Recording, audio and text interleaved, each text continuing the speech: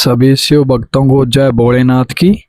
और सावन का महीना लग चुका था और अपनी तैयारी हो गई थी डाक कावड़ लेने के आने की। पैदल पैदल भाग के सभी जोश में थे। और उससे पहले शुभारंभ करने से पहले अपन गए अपने बगाना के डेरे में, जहां बाबा नागा का आशीर्वाद लेने के लिए और डोक मार के सब कुशल मंगल हो और कोई अनहोनी ना हो, इसलिए उससे पहले अपन ने मंदिर में एंट्री करने से पहले हैंड वॉश किए और फिर एक एक करके अपन ने सब मंदिरों में एंट्री की। पहले एंट्री की अपने बाबा नागा के मंदिर में, जिनकी मान्यता बहुत है और लोग दूर दूर से पूजने आते हैं इनको। आसपास के गांव से, दिल्ली तक से लोग आते हैं क्योंकि उनको पता है। और फिर अपने डोक मारे श्री गणेश महाराज से कोई शुभारंभ करने से पहले, फिर श्री कृष्ण जी, हनुमान जी, और उसके बाद अपनी एंट्री हुई शिव जी के मंदिर में जहाँ शिवलिंग स्थापित है। यहीं अपने को जल अर्पित करना था गंगा जल से लेके आने के बाद गंगा जल। उसके बाद अपन बाबा जी को मंदिर में टाइम नोट करवा के कि हम इस टाइम तक अपना जल चढ़ा देंगे, क्योंकि हमसे पहले 3 कावड़ और थी बगाना की। तो हम गए सबसे लास्ट में और सबसे लास्ट में ही चढ़ाएंगे जल, क्योंकि अपनी चौथी कावड़ थी, कोई लड़ाई झगड़ा नहीं चाहते थे हम, इसलिए। फिर अपन निकल गए बगाना की सीमा से और के बाद अपन पहुंचे नारनौंद कुछ सामान लेके अपन ने नारनौंद को भी पार कर दिया था। उसके यहाँ रास्ते में कुछ बुजुर्ग, बच्चे, बूढ़े मिले जो स्पीकर पर भोले के भजन सुनते ही नाचने लगे, खुशी से हाथ हिलाने लगे, हेलो करने लगे। तो बहुत दिल प्रसन्न हुआ और ये आई कैप्टिवेटिंग व्यू था, देख के मजा आया। फिर जींद में एंट्री होने के बाद यहाँ भी अपने को कुछ मंदिर दिखे जहाँ हनुमान जी की और शिव जी की प्रतिमाएं स्थापित थी, इतनी बड़ी बड़ी। तो अपन ने इसको भी कैप्चर कर लिया वीडियो में। उसके बाद अपन पहुंचे पुल पे, तो उसके साइड में था जींद में वीटा प्लांट, इससे जहां दूध सप्लाई होता है पूरे हरियाणा में, लगभग बहुत दूध सप्लाई होता है। फिर ये छोटा सा चौक था, अपने इसको कैप्चर किया। और आगे जाके अपने को खबर मिली कि बारिश आने वाली है और आगे थोड़ी बहुत आ रही है। तो अपन ने अपना तरपाल निकाल के गाड़ी से और उस पे बांध लिया, क्योंकि अपने स्पीकर खराब हो जाते और गद्दा वगैरह भीग जाता, हम भी भीग जाते। फिर आगे चलते चलते अपन पहुंचे ये बड़े बड़े ढाबों पे और यहाँ पार्क्स हैं, मॉल्स पे। और जितने जितने आगे जाते गए डेवलपमेंट उतनी उतनी बढ़ती गई, लेकिन सब बहुत खुश थे और सबका मन बहुत प्रसन्न था। फिर अपन रुके आगे जाके श्री कृष्णा फैमिली रेस्टोरेंट पे, जहाँ सुबह से किसी ने कुछ नहीं खाया था और यहाँ पे अपन ने भोजन किया। दोपहर के आसपास लगभग लंच हो गया। फिर अपन पहुंचे पानीपत के आसपास, ये है अपनी यमुना मैया।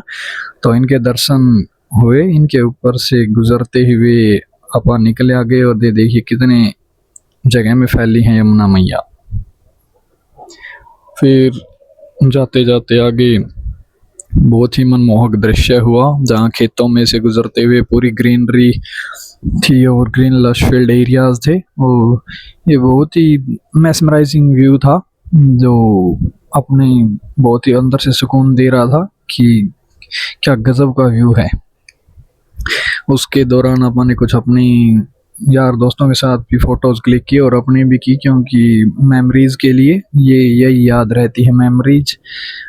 तो इसके बाद अपन ने एंट्री की एक पुल के नीचे, जहाँ कोई लाइटनिंग वगैरह नहीं थी और ये बहुत ही लंबा पुल था, आप देख सकते हैं। इसके ऊपर से देखिए रेल जा रही है और अपन इसके नीचे से गुजर रहे हैं। तो यहाँ थोड़ा बहुत पानी इकट्ठा तो नहीं था क्योंकि बारिश हुई थी, लेकिन वो सूख गया था व्हीकल्स के आने जाने से। लेकिन बारिश आने के बाद अंदर यहाँ पानी भर जाता है, ऊपर से आके इकट्ठा हो जाता है नीचे, और ये बहुत ही लंबा पुल है। उसके बाद अपनी एंट्री हुई यूपी में, जहाँ योगी जी ने एक तरफा प्रबंध कर रखा था, एक रोड व्हीकल्स के लिए आने जाने के लिए, वो भी शिव भक्तों के लिए, और एक व्हीकल्स पैदल कावड़ियों के लिए। और बड़े शहरों की, बड़े व्हीकलों की एंट्री बैन थी शहर में कावड़ियों की वजह से, क्योंकि उन्हें कोई परेशानी ना हो, इसलिए योगी जी ने पूरा प्रबंध कर रखा था। और ये आप देख सकते हैं लाइटनिंग ऊपर, चसबूज, और ये पूरे रास्ते जहाँ तक कावड़िया आते जाते हैं। हर नाके पे पुलिस, मेडिकल सुविधाएं उपलब्ध, कोई दुर्घटना हो जाए तो। बाकी ऐसा हुआ नहीं, बहुत ही कम हुआ है। और ये देखिए आप, देख सकते हैं कितना मनमोहक दृश्य बना रखा है योगी जी ने जब से उनकी सरकार आई है। और किसी भी टोल पर अपना टोल नहीं लगा, बहुत सारे टोल आए, सभी जगह कावड़ियों का टोल फ्री था, चाहे कोई भी गाड़ी हो उनके पास। और फिर आगे आप पहुंचे थोड़े ग्रीनरी एरिया में, यहाँ बारिश स्टार्ट हो चुकी थी थोड़ी थोड़ी, तो अपने पल्लड़ तरपाल खुल चुका था, मीन्स पहले ही, तो अपन उसको दोबारा बांधना था कहीं अपने स्पीकर खराब ना हो जाए और हम भीग ना जाएं, इसलिए अपन रुके यहाँ थोड़ा पुल के नीचे और अपने इसको तरपाल को दोबारा से अच्छी तरीके से बांध के एक दो रस्सियों से, और फिर आगे बढ़ने के लिए हमने अपना मन बनाया। पहले इसको पूरी तरह से अच्छे से प्रबंध करके, फिर सारे थके हुए थे, सुबह से चले हुए थे तो सारे इधर उधर लेट रहे थे। मैंने भी सोने की कोशिश की पर थोड़ी देर ही सोना दिया मेरे को इन्होंने।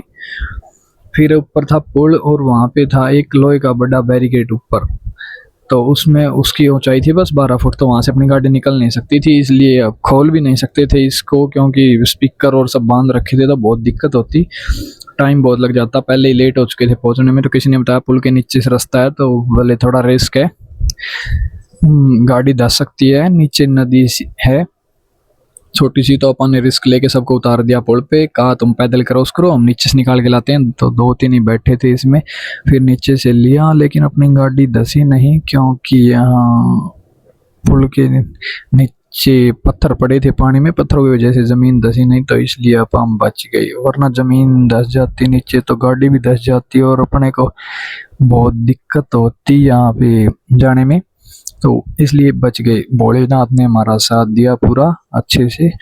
और उसके बाद अब पहुंच गए थे उत्तराखंड। वहाँ भी जहाँ जहाँ आगे जाते जा रहे थे बारिश बढ़ती जा रही थी। ये देखिए उत्तराखंड में लाइटनिंग कितनी बढ़िया लगा रखी है रोड पे कि यहाँ तक रोड अलग ही पता चल रहा है, किसी को अंधेरे में दिखाई ना दे तो।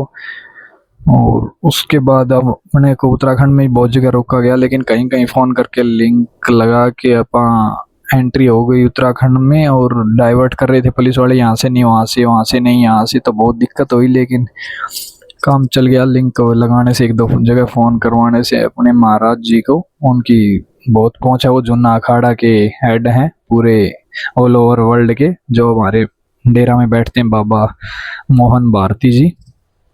उसके बाद उत्तराखंड में अपन यहाँ लास्ट नाका था जहाँ रोका गया, और उसके बाद अपन पहुँच गए अपने जुन्ना अखाड़ा में, जहाँ अपने को 4-5 दिन स्टे करना था। जय भोलेनाथ।